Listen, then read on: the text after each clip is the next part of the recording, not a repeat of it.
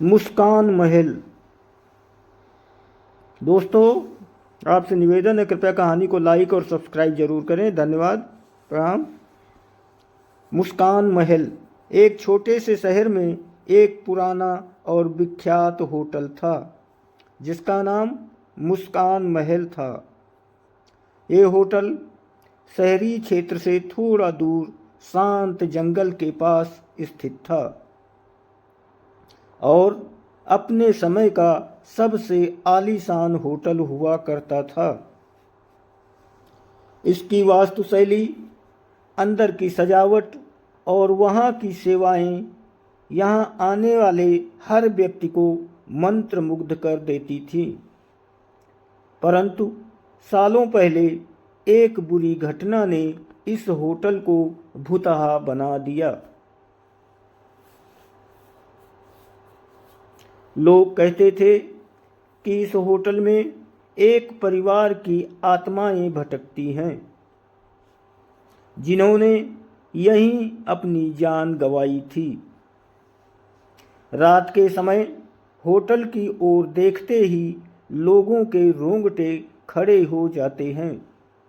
Hotel के चारों ओर कटी फटी पेड़ों की छाया और होटल की टूटी फूटी खिड़कियों से छनकर आती अंधियारी रोशनी ने पूरे परिवेश को और भी डरावना बना दिया था। लोग मानते थे कि उस बुरी रात के बाद से ही वहाँ की आत्माओं का भटकना शुरू हुआ था। इस भयावहता के कारण शहर के लोग होटल से दूर रहते थे और किसी की भी हिम्मत नहीं होती थी कि वे वहां जाएं। लेकिन एक समय ऐसा आया जब शहर के कुछ युवा उत्साही नवयुवक इस रहस्य को सुलझाने का निर्णय करने लगे और फैसला लिया। उनके मंडल का नेता था रवि,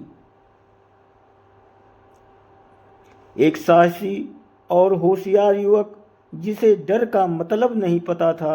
रवि ने अपने 3 दोस्तों रोहन, सीमा और आरती के साथ इस भुतहा होटल का दौरा करने का फैसला किया। उन्होंने तय किया कि वे उन घटनाओं की सच्चाई जानने के लिए होटल में एक रात बिताएंगे।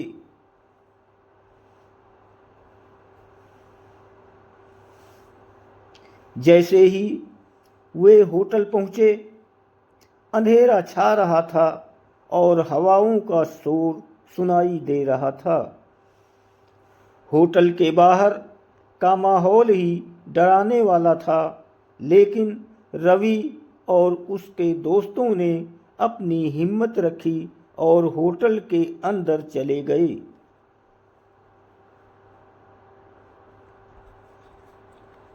होटल के अंदर का वातावरण बेहद रहस्यमय और भयानक था। दीवारों पर धूल जमी हुई थी, फर्श हर कदम पर झन्नाट के साथ आवाज आ रही थी और हर कोने से रहस्यमय आवाजें सुनाई दे रही थी। उन्होंने रिसेप्शन हॉल में प्रवेश किया और वहां की हालत देखकर चौंक गए।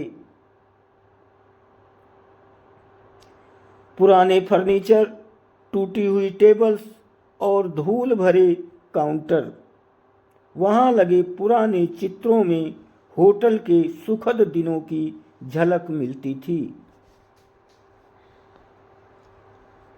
अचानक रवि को महसूस हुआ जैसे कोई उन्हें देख रहा हो। उसने अपने दोस्तों को शांत रहने के लिए कहा और मुख्य हॉल में आगे बढ़ने का सुझाव दिया। मुख्य हॉल में चलते समय उन्होंने देखा कि एक पुरानी लिफ्ट थी जो बंद हो चुकी थी और लिफ्ट के दरवाजे पर खून के धब्बे थे।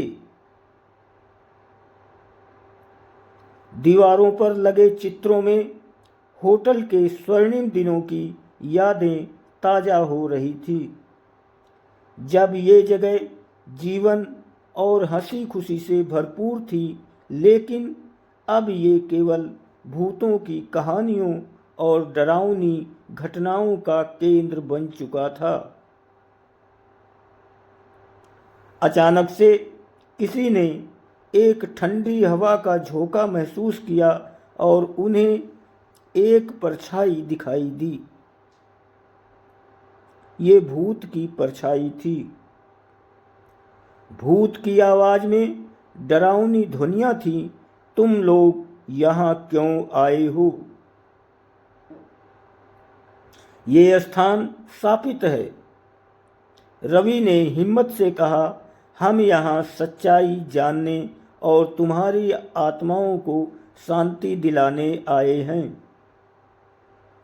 तुम कौन हो और तुम्हारी आत्माओं को शांति क्यों नहीं मिल रही? भूत ने भारी आवाज में कहा।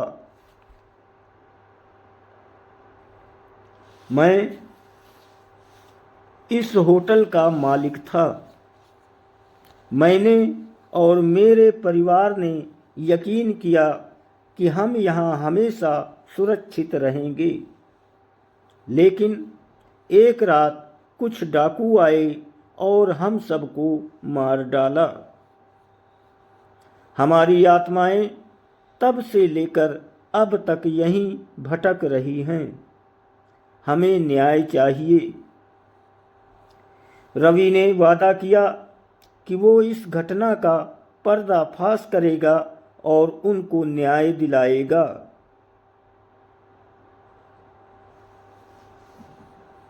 अगले दिन उन चारों दोस्तों ने शहर के लोगों को पूरी सच्चाई बताई और पुलिस को सबूत दिए। पुलिस ने जांच की और डाकुओं को गिरफ्तार कर लिया। जांच के दौरान उन्हें कई रहस्यमय तथ्य और सबूत मिले, जिससे डाकुओं को सजा दिलाने में मदद मिली।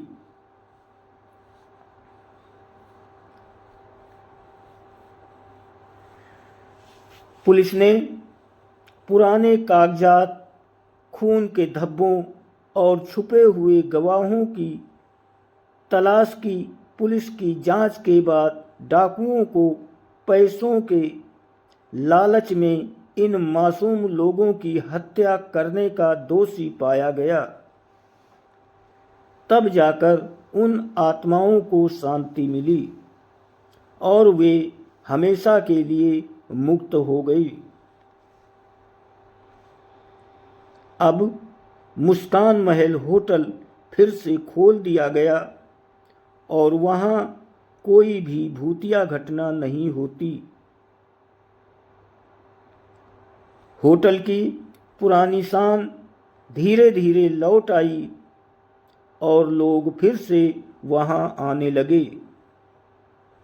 रवि और उसके दोस्तों की बहादुरी की हर जगह सराहना हुई और शहर के लोग अब इस होटल को देखकर डरते नहीं थे। रवि, रोहन, सीमा और आरती की ये कहानी साहस और सच्चाई के प्रति उनकी दृढ़ता के रूप में शहर में प्रसिद्ध हो गई। मुस्कान महल अब न केवल एक आलीशान होटल है, बल्कि एक ऐतिहासिक स्थल भी बन गया है, जहां लोग इस होटल की भूतिया कहानियों को सुनते और रवि और उसके दोस्तों की बहादुरी को सराहते हैं। उन चारों दोस्तों का ऐसा मानना है कि उन्होंने न केवल एक रहस्य सुलझाया है, बल्कि एक परिवार को न्याय दिलाकर उनकी आत्माओं को हमेशा के लिए मुक्त कर दिया है। फेसबुक देखने वाले सभी दोस्तों से निवेदन है, कृपया कहानी को लाइक और फॉलो ज़रूर करें। धन्यवाद और प्रणाम। सत श्री अकाल।